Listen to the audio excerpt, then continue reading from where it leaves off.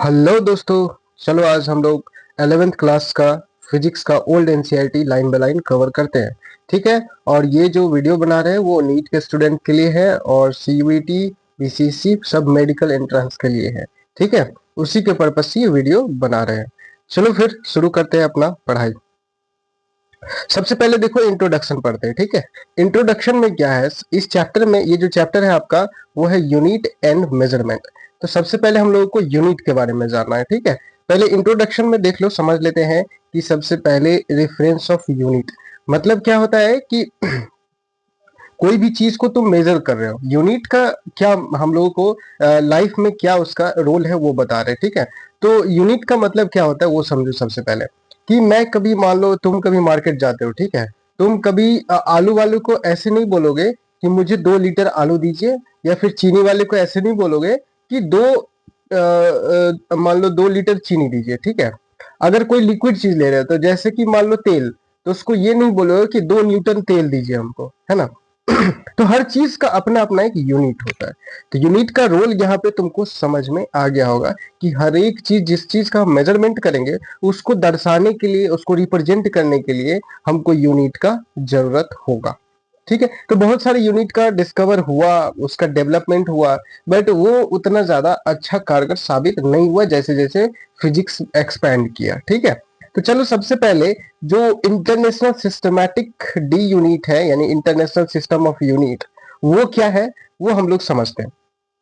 Starting में सबसे पहले जो ब्रिटिश वाला बना था सीजीएस एंड एपीएस, यानी सेंटीमीटर, जी मतलब ग्राम, एस मतलब सेकेंड, यानी 3 बातें ये बता रहा था। ठीक है। 3 बातें क्या था, सेंटीमीटर यानी डिस्टेंस यानी लेंथ, और दूसरा जो जी का मतलब ग्राम यानी इसका वेट, और दूसरा बता रहा है सेकेंड यानी टाइम। ठीक है। टाइम यानी 3 चीज इसमें बता रहा है। दूसरा है एफपीएस, फुट पाउंड सेकेंड, यानी फुट मतलब क्या होता है लेंथ, और पी मतलब होता है वजन यानी पाउंड, और सेकेंड मतलब टाइम, यानी इस दोनों में टाइम लिया गया है। ठीक है। यानी 3 बातें ही है, क्या क्या, लेंथ का है, उसके बाद वेट का है, उसके बाद टाइम का है। 3 चीज इसमें बात किया गया है। और उसके बाद आया एमकेएस, यानी एमकेएस का मतलब क्या होता है। देखो इसमें क्या होता है, के मतलब किलोग्राम, और एस मतलब सेकेंड, ये तो सबको पता होगा। और एम मतलब क्या होता है,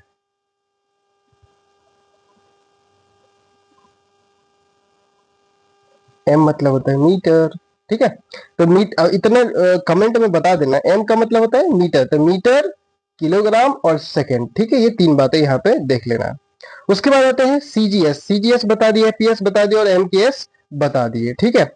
अब जो एसआई यूनिट का फुल फॉर्म है वो क्या होता है, systematic international D unit. But अब डी को हटा दिया गया, अब तुम सिस्टम इंटरनेशनल यूनिट बोल सकते हो। ठीक है। सिस्टमैटिक नहीं बोलना है, सिस्टम बोलना है। ठीक है। ये बात याद रखना। उसके बाद देखो ये जो डेवलप हुआ यूनिट का, वो कौन करता है, वजन के लिए, कोई भी चीज मेजरमेंट के लिए ब्यूरो जो है वो क्या है, the international bureau of weight and measure. ठीक है, मेजर्स। तो ये चीज आप याद रखोगे। 1971 में था, और जो दूसरा वाला जो वेट एंड मेजर्स के लिए बना है नवंबर में 2018 में बना गया है। ठीक है। उसके बाद देखो नेक्स्ट में क्या है, the SI, there are 7 units have been given in the table. Table में आपको टोटल जो ये यूनिट है एसआई यूनिट वो दिया गया है। ठीक है। और उसके बाद देखो 2 उसके अलावा भी दिया गया है। क्या क्या दिया गया है वो देख लो, देख लो। यहाँ पे सिंबल रेड से हम लोग, प्लेन एंगल पहला है जो हम लोग रेडियन से दिखाते हैं। एक है सॉलिड एंगल जिसको हम लोग स्टेरेडियन से दिखाते हैं, जिसका जो सिंबल है वो एस आर है। ठीक है, याद रखना। और ये जो दोनों है वो तुम्हारा क्या है, डायमेंशन लेस। ठीक है। एनसीईआरटी बता रखा है डायमेंशन लेस। अब सबसे पहले देखो लेंथ, लेंथ क्या होता है। ठीक है। लेंथ, लेंथ का मतलब क्या होता है कि किसी एक पॉइंट से, इस पॉइंट से मान लो इसका जो डिस्टेंस है, ये जो डिस्टेंस है इसको हम लोग क्या बोलते हैं, लेंथ बोलते हैं। किसी यानी कि 2 पॉइंट के बीच का जो डिस्टेंस है उसको हम लोग क्या बोलते हैं, लेंथ बोलते हैं। इसको रिप्रेजेंट करने के लिए मीटर का, इसको रिप्रेजेंट ऐसा यूनिट में हम लोग मीटर में करते हैं। ठीक है। उसके बाद क्या है, मास। ठीक है। मास, मास का क्या मतलब होता है कि ये एक प्रॉपर्टी है किसी ऑब्जेक्ट का ठीक है, किसी भी ऑब्जेक्ट का ये क्या है, एक प्रॉपर्टी है जिसको एसआई यूनिट में हम लोग केजी में रिप्रेजेंट करते हैं। टाइम का क्या होता है, टाइम का एक बहुत बड़ा रोल है, तुमको पता होना चाहिए। दुनिया में टाइम के बगैर तो कुछ होता ही नहीं है। टाइम सबके लाइफ में क्या है, जरूरी है। सपोज करो तुम अभी ये वीडियो लेक्चर नहीं देख रहे हो, कहीं ना कहीं रील्स में अपना इधर उधर टाइम वेस्ट कर रहे होगे, लेक्चर देख लोगे तो सीख लोगे, कुछ ना कुछ तो जरूरी सीखोगे, तो ये ज्यादा जरूरी है। तो एनसीईआरटी पढ़ना बहुत जरूरी है, ये भी याद रखना, कोई भी चीज पढ़ो ना पढ़ो एनसीईआरटी जरूर पढ़ो, ठीक है। तो टाइम कैसे जरूरी है, क्योंकि ये तुमको जैसे कि मान लो कोई वेलोसिटी या कोई एक्सीलरेशन कुछ भी चीज पढ़ना होगा, उसमें टाइम के बगैर कुछ भी नहीं होने वाला है। सिंपली समझो, काइनेमैटिक्स जो होगा, वो काइनेमैटिक्स जो होगा उसमें टाइम होगा ही होगा, ठीक है। टाइम के बगैर काइनेमैटिक्स नहीं स्टडी किया जा सकता है, ठीक। तो टाइम को ऐसा यूनिट में हम लोग सेकंड में रिप्रेजेंट करते हैं, सेकंड से, ठीक है। उसके बाद है इलेक्ट्रिक एम्पियर में, और थर्मोडायनामिक टेम्परेचर केल्विन में, और डिग्री सेल्सियस वगैरह भी होता है, बट वो ऐसा यूनिट नहीं है। अमाउंट ऑफ सब्सटेंस जो है वो मोल में, और ल्यूमिनस इंटेंसिटी जो है वो कैंडेला में, ठीक है। ये सब बातें समझ में आ गया होगा आप लोगों को, ये साथ का साथ, ठीक है। चलो उसके बाद देखो, यहाँ पे कुछ डेटा दिया गया है, ठीक है। सबसे पहले देखो, 1 मिनट में कितने सेकंड, 60। ये पूरा पूरी याद कर लेना है, पूरा रट लेना है, ठीक है, पूरा पूरी रट लेना है। और 1 आवर में 3600 सेकेंड, 24, ये सब देख लो। 1 डिग्री में कितने, 1/पाई/180 रेड होता है, ठीक है। ये सब सारा याद कर लेना है। 0.1 मेगा पास्कल में क्या होता है, 0.5 पास्कल, ये सब याद कर लेना है, ठीक है। ये सब आपको फिजिक्स का कैलकुलेशन करने में इजी होगा, क्वेश्चन बनाने में इजी होगा, ठीक है। चलो अब आते हैं मेजरमेंट ऑफ लेंथ पे। मेजरमेंट ऑफ लेंथ कैसे करते हैं, एक होता है वीसी, यानी वर्नियर कैलिपर। सबसे वर्नियर कैलिपर का जो यूज होता है वो कम से कम 0.10, यानी कि 10 का पावर कितना है, -4 मीटर, इतना तक ये क्या करेगा, एक्यूरेट रूप से, यानी एक्यूरेट रूप से ये मेजर करके आपको दे देगा, ठीक। अगर आप उससे थोड़ा सा और जाते हैं, स्क्रू गज और स्फेरोमीटर, वो 10 का पावर -5 मीटर तक मेजर कर सकता है, ठीक है।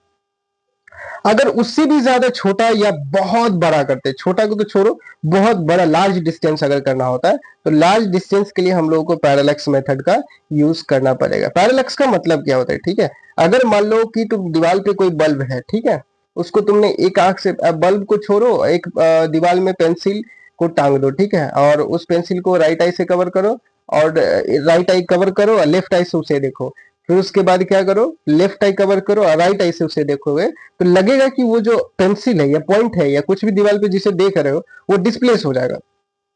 तो वो जो डिस्प्लेस हो रहा है, यानी थोड़ा सा एक पॉइंट से हट के दिखेगा, कभी लेफ्ट आई से देखोगे तो वहां पे दिखेगा, फिर राइट आई से देखोगे तो उसी पॉइंट पे नहीं दिखता है, वो थोड़ा सा डिस्प्लेस दिखता है, तो उसी चीज को हम लोग क्या बोलते हैं, पैरेलक्स कहते हैं, ठीक है। पैरेलक्स कहते हैं। और जितना डिस्टेंस वो डिस्प्लेस होता है उसको हम लोग क्या बोलते हैं, बेसिस कहते हैं, क्या बोलते हैं, बेसिस। और जो डिस्टेंस मेजर करेंगे कोई चीज के लिए, उस डिस्टेंस को हम लोग डी से डिनोट कर दिए हैं। अब जो एंगल होता है, मान लो वो जो एंगल बन रहा है, जो तुम एक आंख से कवर करके उसे देख रहे हो ऑब्जेक्ट को दीवार पे या किसी लार्ज डिस्टेंस में रखा हुआ ऑब्जेक्ट को, तो जो एंगल बना उसको हम लोग क्या बोलते हैं, पैरेलक्स एंगल या फिर पैरेलैक्टिक एंगल, ठीक है। जो कि as a planet is very far, और प्लैनेट बहुत ज्यादा डिस्टेंस में होने की वजह से जो बेसिस होगा, वो बेसिस और डिस्टेंस का जो रेशियो होगा वो बहुत ज्यादा लेस देन 1 होगा, एंड देयरफॉर इसका मतलब है कि एंगल भी बहुत ज्यादा छोटा होगा, ठीक है। इसके लिए जो फॉर्मूला है, मान लो कि तुमने यहाँ पे सन है और ये तुम्हारी राइट हैंड आई और ये लेफ्ट आई, तुमने यहाँ से देखा, ये जो ऑब्जेक्ट डिस्प्लेस होगा बेसिस, और ये जो सन का डिस्टेंस है ये डी, ठीक है। तो इसके लिए जो फॉर्मूला बन गया है वो क्या बन गया है, d is equal to B by theta, और ये फॉर्मूला को आप टिप ऑफ टंग याद कर लोगे। ठीक उसी तरह अगर मान लो किसी प्लेनेट है या कुछ भी है, उसका डायमीटर निकालना है, जो डी दिया हुआ है, ठीक है, और उसका जो एंगुलर साइज है वो क्या है, अल्फा दिया हुआ है, तो इसका मतलब है alpha is equal to D by small D by capital D, ठीक है। तो इतना याद रखोगे और ये फॉर्मूला को भी टिप ऑफ टंग कर लोगे। अब एनसीईआरटी में कुछ एग्जांपल दिए हुए हैं, जो है कि एक 1 डिग्री बराबर, 1 मिनट बराबर और 1 सेकंड बराबर कितने रेड होते हैं, ठीक है। तो simply 1 degree is equal to कितना रेड होता है, 1.745 इंटू 10 टू पावर 2 रैड, ठीक है, ये होता है, याद रख लेना है। उसके बाद 1 मिनट में कितना होता है, 2.91 इंटू 10⁻⁻4 रैड, ये भी याद रख लेना है, ठीक है, ये भी याद करना है, ये भी याद करना और ये भी याद रखना है। और 1 सेकेंड में कितना होता है, ये इतना होता है। और इस पे ढेर सारा क्वेश्चन आता भी है और आप लोगों को सॉल्व भी करना पड़ेगा, ठीक है। और ये क्वेश्चन को आप लोग खुद से ट्राई करोगे एक बार बनाने का, वैसे ज्यादा कुछ है नहीं। मान लो कि कोई एक यहाँ पे ऑब्जेक्ट है और डिस्टेंस है ऑब्जेक्ट का, ये यहाँ पे एक सेकंड दिखाते हैं। मान लो ये ऑब्जेक्ट का डिस्टेंस है और यहाँ पे है, ये एंगल दिया हुआ है तुम्हारा, और ये एंगल, दोनों एंगल क्या है, ये और ये एंगल दोनों बराबर है, बेसिस 100 दिया हुआ है। तो वही आप जो फॉर्मूला अपनाओगे वो टेन थीटा बराबर क्या होता है, टेन थीटा बराबर जो फॉर्मूला होता है वो हो जाता है आपका ए बी, सॉरी लेंथ, यानी कि लंबाई, यानी ए सी बाई ए बी हो जाएगा। ये टेन थीटा बराबर होता है ना, देखो हम लिख देते हैं, tan theta is equal to A C by A B. इसका मतलब है ए सी बराबर क्या हो जाएगा, ए बी इंटू टेन,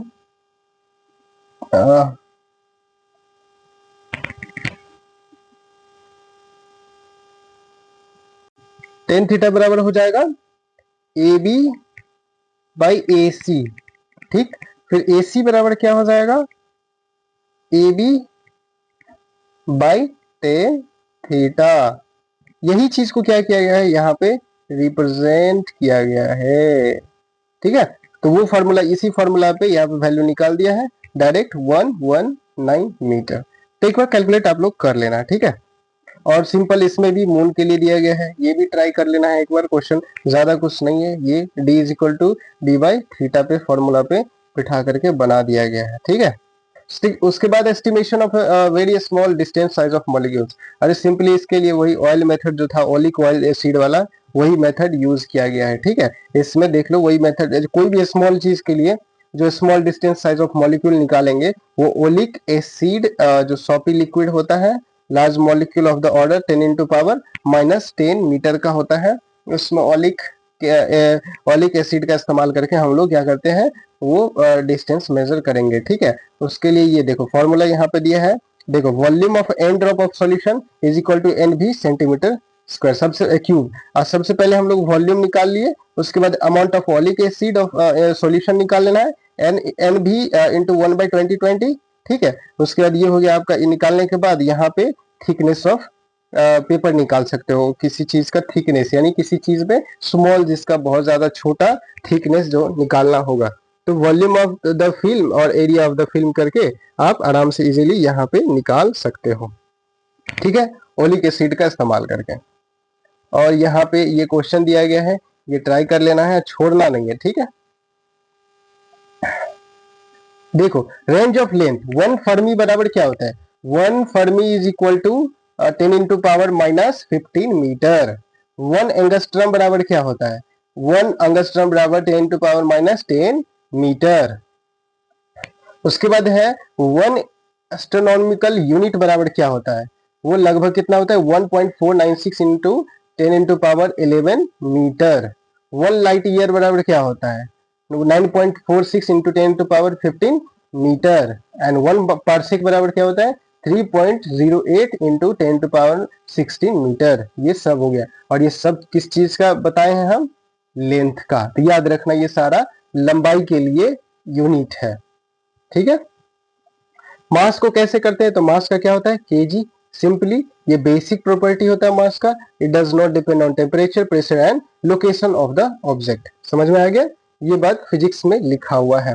और जो स्टैंडर्ड होता है जिससे मास का कंपैरिजन होता है, वो होता है यूनिफाइड एटॉमिक मास, ठीक है। स्टैंडर्ड यूनिट ऑफ मास क्या होता है, यूनिफाइड एटॉमिक मास। जो 1 यू बराबर क्या होता है, 1/12 of mass of the atomic atom of carbon 12 isotopes including the mass of electron, ठीक है। ये डेफिनेशन याद रख लेना है यूनिफाइड मास के लिए भी, और बाकी ये मोल कंसेप्ट केमिस्ट्री में भी काम आएगा, ठीक है। उसके बाद रेंज ऑफ, रेंज तो बहुत सारे है भाई, जैसे प्रोटॉन का मास, न्यूक्लियस का मास, अपना सब देख लो, और धरती का है, गैलेक्सी का है, हर चीज का अपना अपना मास दिया हुआ है एक रेंज में, तो वो अपना एक एस्टिमेटेड आइडिया के लिए देख सकते हो। यहाँ पे भी दिया हुआ है रेंज ऑफ मासेस। टाइम का बात करेंगे तो टाइम क्या है, टाइम को मेजर करने के लिए हम लोगों को घड़ी की आवश्यकता होती है। जो सबसे ज्यादा एक्यूरेट घड़ी होता है वो तुम्हारा क्या होता है, ये सीजीएम यानी एटॉमिक एटॉमिक क्लॉक, ठीक है। सीजीएम क्लॉक जो होता है ये सबसे ज्यादा क्या होता है, एक्यूरेट होता है, ठीक है। उसके बाद देखो एक्यूरेसी एंड प्रेसिजन। एक्यूरेसी का मतलब क्या होता है और प्रेसिजन का मतलब, पहले सबसे पहले हम एरर समझते हैं। एरर का मतलब क्या होता है, एरर का मतलब क्या होता है कि मान लो कि कोई चीज का एक्यूरेट वैल्यू 2 है, ठीक, 2 है, और तुम जब एक्सपेरिमेंट किए, ठीक है, मान लेते हैं यहाँ पे लिखते हैं एक्यूरेट वैल्यू 2 है और एक्सपेरिमेंट से हमको वैल्यू आ रहा है 1 यहाँ पे लिखते हैं 1.9, ठीक है, 1.9 आया। अब जब 2 तुम्हारा क्या है,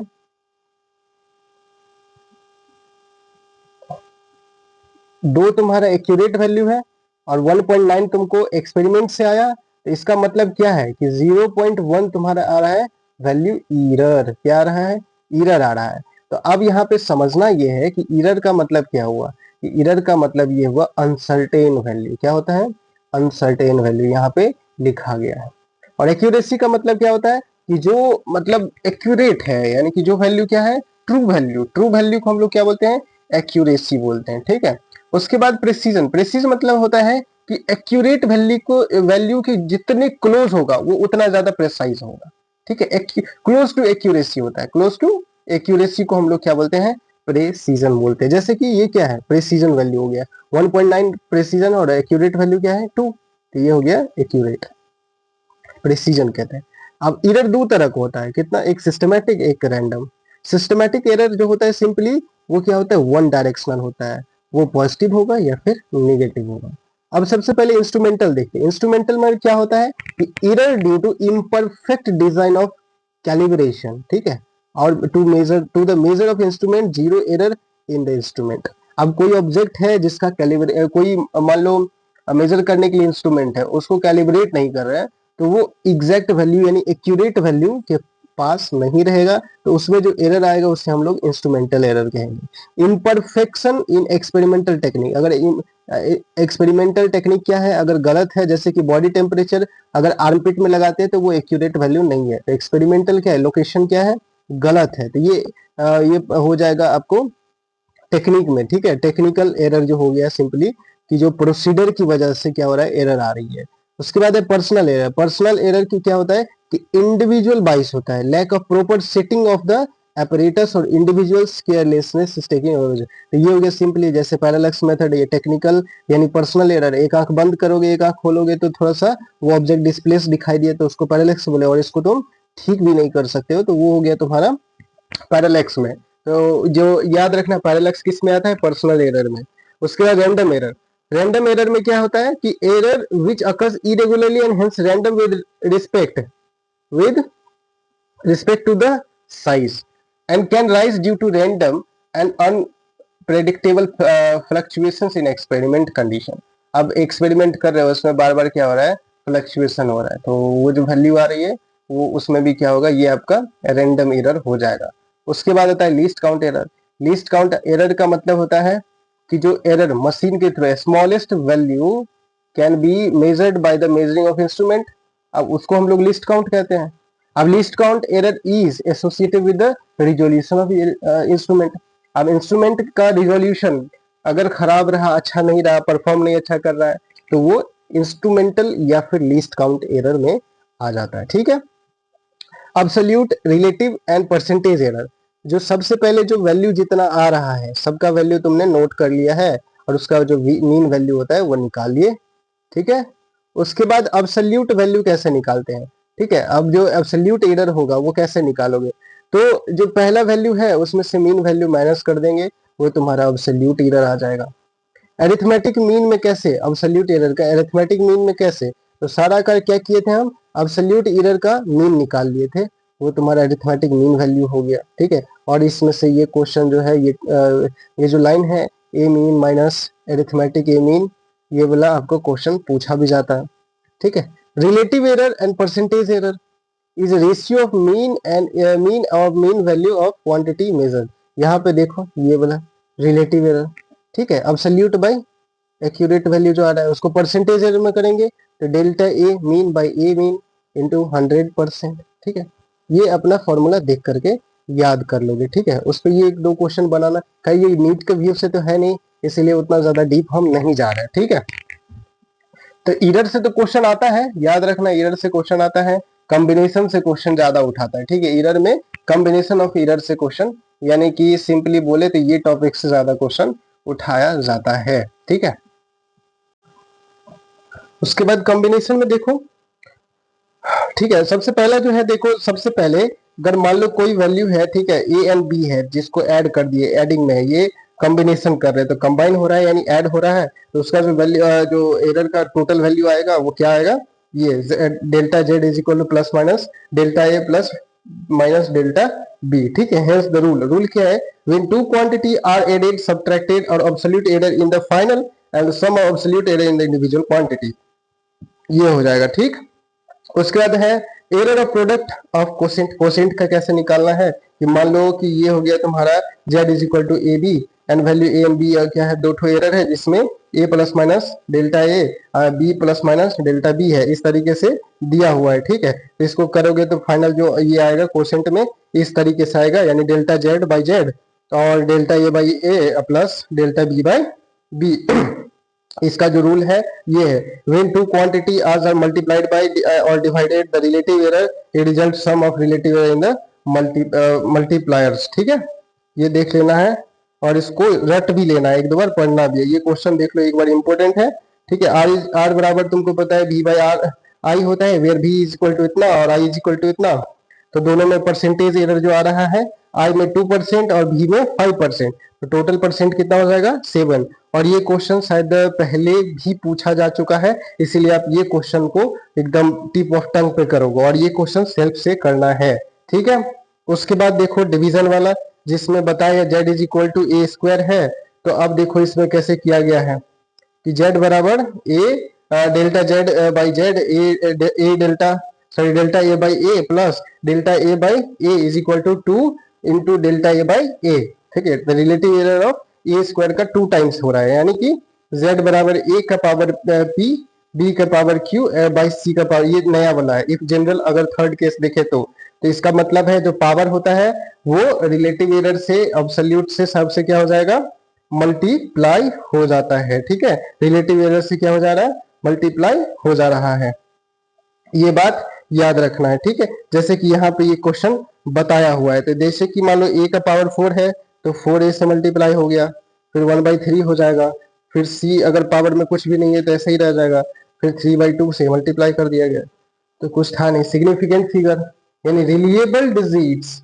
plus the first uncertain digits are known as significant digits, ठीक है। रिलिएबल एक डिजिट है, ठीक है, उसमें देखो कुछ रूल्स होते हैं इसका, ठीक है। पहला रूल है all the non zero digits are significant, all the zeros between two non zeros digits are significant, no matter where the decimal points is if at all, ठीक है। इसमें क्या है कि तो ये रूल बता रहा है कि कैसे हम लोग काउंट करेंगे, ठीक है।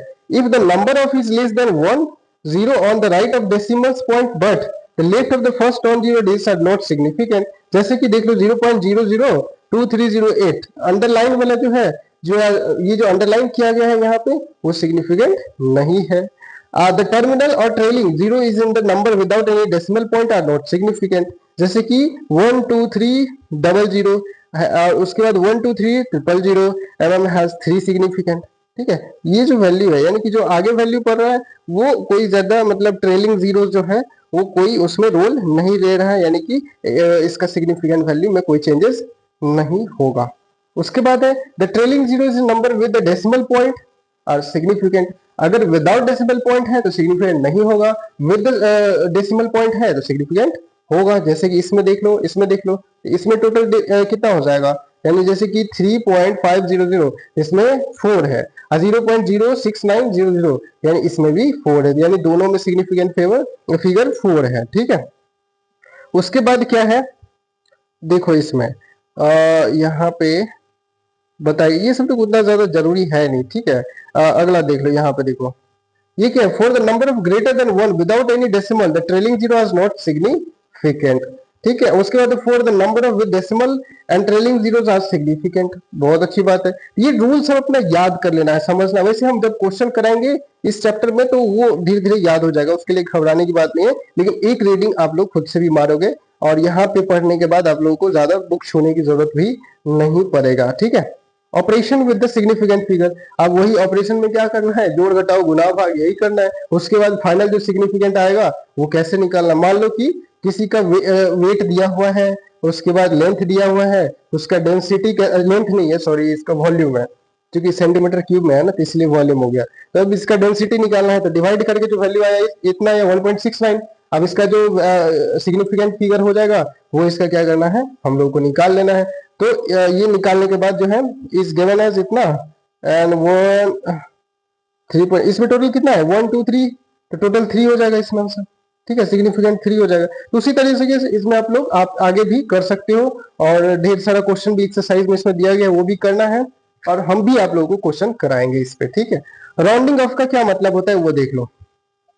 राउंडिंग ऑफ का मतलब क्या हुआ कि मान लेते हैं यहाँ पे कि 2.735 है, ठीक है, यहाँ पे 2.735 है, जो अंडरलाइन किया गया है वो क्या है 5 है, तो 5 को क्या करना है, कम करके पीछे वाले भाग में एक ऐड कर देना होता है, तो 2.74 आ जाएगा, ठीक है। ये राउंड ऑफ कर रहे हैं हम लोग, क्या कर रहे हैं, राउंड ऑफ। यही मान लो कि अगर 8 रहता, ठीक है, अगर मान लो यही थोड़ा सा बढ़ा हुआ रहता तो क्या करना रहता उस टाइम, ठीक है। तो देखते हैं आगे, और भी इसका एग्जांपल्स वगैरह तो ज्यादा है नहीं, जैसे कि यहाँ पे देखो 2.745 इनमें डिजिट, सिग्निफिकेंट टोटल कितना है 5 है, तो इसमें चेंज करने की कोई जरूरत है नहीं, तो राउंड ऑफ कर दिए यहाँ पे तो 2.74 आया। उसके बाद क्या राउंड ऑफ करने पे इसमें टोटल 3 सिग्निफिकेंट, इसमें टोटल 3 सिग्निफिकेंट बन रहा है ना। तो ये हो गया इसका, जो कि ये एक ऑड नंबर है। खैर इस सबसे कोई ज्यादा इसमें से उतना ज्यादा सोचना है नहीं, राउंड ऑफ करने से हम लोग को कैलकुलेशन करने में इजी हो जाता है। फिर भी इस पे क्वेश्चन हम कराएंगे, आप लोग ये क्वेश्चन सब देख लेना, इजी क्वेश्चन है, ये सबसे नीट से कोई लेना देना है नहीं, ठीक है, क्योंकि ओल्ड एनसीईआरटी है, हम लोग न्यू वाला एनसीईआरटी को ज्यादा फॉलो करेंगे, ठीक है। Dimension of physical quantity, dimension का मतलब क्या होता है, उसका जो फॉर्मूला है वो डायमेंशनली देखना है कि वो सही है कि गलत है, ठीक है। जैसे कि मान लो फोर्स है, तो फोर्स इज इक्वल टू क्या होता है, मास इंटू एक्सलेशन। मास का क्या होता है m, और जो एक्सलेशन बराबर क्या होता है, distance by time, distance by क्या होता है, टाइम का स्क्वायर होता है, क्या होता है, डिस्टेंस बाय टाइम का स्क्वायर, इसमें लिखा हुआ है लेंथ बाय टाइम स्क्वायर। तो देखो अब इसका जो मास का m लिखना है, डिस्टेंस का l लिखना है, और टाइम का t इनवर्स 2, क्योंकि नीचे में टाइम है ना, इसीलिए इनवर्स 2 कर देना है, यानी कि mlt इनवर्स 2 किसका हो जाएगा, डायमेंशनल फॉर्मूला फोर्स का। तो ये बात याद रखना है, और हर एक चीज का जितना भी फॉर्मूला मिलेगा फिजिक्स में उसका डायमेंशनल फॉर्मूला देखना है। कुछ कुछ फॉर्मूले कुछ कुछ ऐसे भी हैं कांस्टेंट वैल्यू वाले जिसका डायमेंशन लेस होता है, तो वो सब भी ध्यान देना है। डायमेंशनल इक्वेशन आप लोग देखना है, इसमें यही सब सेम चीज था, कुछ ज्यादा करना था नहीं इसमें, ठीक है। तो देख लीजिएगा एक बार आप लोग अपना, और ये जो एग्जांपल है ये कर लेना, जैसे कि half M B square is equal to M G H, ठीक है, एम जी एच दिया है, तो हाफ एम भी स्क्वायर, एम का मास हो जाएगा, अब ही स्क्वायर के एल टी इनवर्स टी हो जाता है, भी मतलब क्या हुआ वेलोसिटी, तो वेलोसिटी का क्या होता है एल टी इनवर्स 1 का होल स्क्वायर हो जाएगा वेलोसिटी स्क्वायर का, और उधर भी एम जी एच है तो एम का मास, जी का यानी एक्सलेशन यानी एल टी, एल स्क्वायर दोनों, एच मतलब हो गया आपका लेंथ यानी हाइट, ठीक है, लेंथ हो गया, तो एल जी का वैल्यू यानी एल यानी एल एल स्क्वायर, और बाई में क्या हो जाएगा टी इनवर्स 2, ठीक है। ये वाला यहाँ पे क्या है, ठीक है। अब इसको क्या करना है, कट करना है कि कौन कौन सा चीज हट जा रहा है, तो रिमेनिंग बचेगा आपका, यानी कि दोनों तरफ बराबर है ना, तो L H S is equal to R H S, तो ये फॉर्मूला सही है, इसका मतलब जो फिजिक्स में सॉल्व किया गया है, ठीक। तो उसी तरह आपको एक बार ये एग्जांपल सब ट्राई कर लेना है, और ये हो गया, और इसमें ज्यादा कुछ करना नहीं है। अब क्वेश्चन हम इस पे डिस्कस करेंगे, सॉल्व करके बताएंगे कैसे क्या करना है, और ये जितना भी हम अंडरलाइन किए हुए हैं नंबर ऑफ एक्सरसाइज का जो क्वेश्चन है, ये जितना किया हुआ हाईलाइटेड है, इस क्वेश्चन को आप लोग करोगे, ठीक है, ये क्वेश्चन को आप लोग करोगे, और आपको पता ही होगा कि ये क्वेश्चन नीट 2025 में पूछा गया है, इसीलिए एनसीईआरटी का एक्सरसाइज क्वेश्चन भी जरूरी है, ठीक है, ये क्वेश्चन किया गया है, और ये हाईलाइटेड क्वेश्चन सब सारा करना है। फिर मिलते हैं नेक्स्ट वीडियो में।